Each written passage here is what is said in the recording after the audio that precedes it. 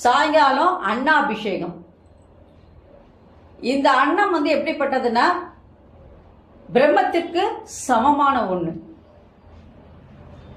இறைவனுக்கு செய்யப்படுகின்ற அபிஷேகங்கள்ல மிகவும் புண்ணியமானது எதுன்னா அந்த அன்னாபிஷேகம் தான்.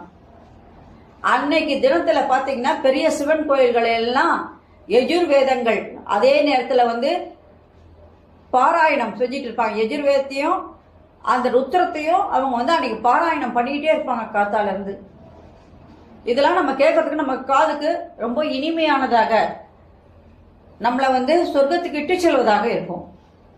அன்னாபிஷேகத்தை காணும் போது சோறு கண்ட இடம் சொர்க்கம்னு சொல்லுவாங்க. இது ஏன் சோறு கண்ட இடம் சொர்க்கம்ன்ற பழமொழி வந்து அன்னாபிஷேகத்தினால் ஏன் வந்தது அப்படின்னு கேட்டா அந்த காலத்துல பெரியவங்க எல்லாம் சொல்லி வச்சது. அன்னாபிஷேகத்தை அன்னைக்கு அன்னத்தெல்லாம் நல்லா வடிச்சிட்டு கொஞ்சம் நல்லா ஆற வச்சுட்டு அதுக்கப்புறம் அந்த சிவலிங்கத்தின் மேல முழுவதுமாக மூடும்படியாக அந்த அன்னத்தை வச்சிருவாங்க. அதுக்கப்புறம் அதை காய் கனிகள் எல்லாம் போட்டு அதுக்கு அலங்காரம் பண்ணுவாங்க. மாலைகள் அதுல வந்து அலங்காரம் செய்கின்ற அந்த இதெல்லாம் இருக்கு இல்லையா, காதுக்கு கம்மல் இதெல்லாமே வந்து என்ன பண்ணுவாங்க, நெத்தியில வந்து அவருக்கு விபூதி பட்டை, அதே நேரத்துல வந்து அந்த நெற்றி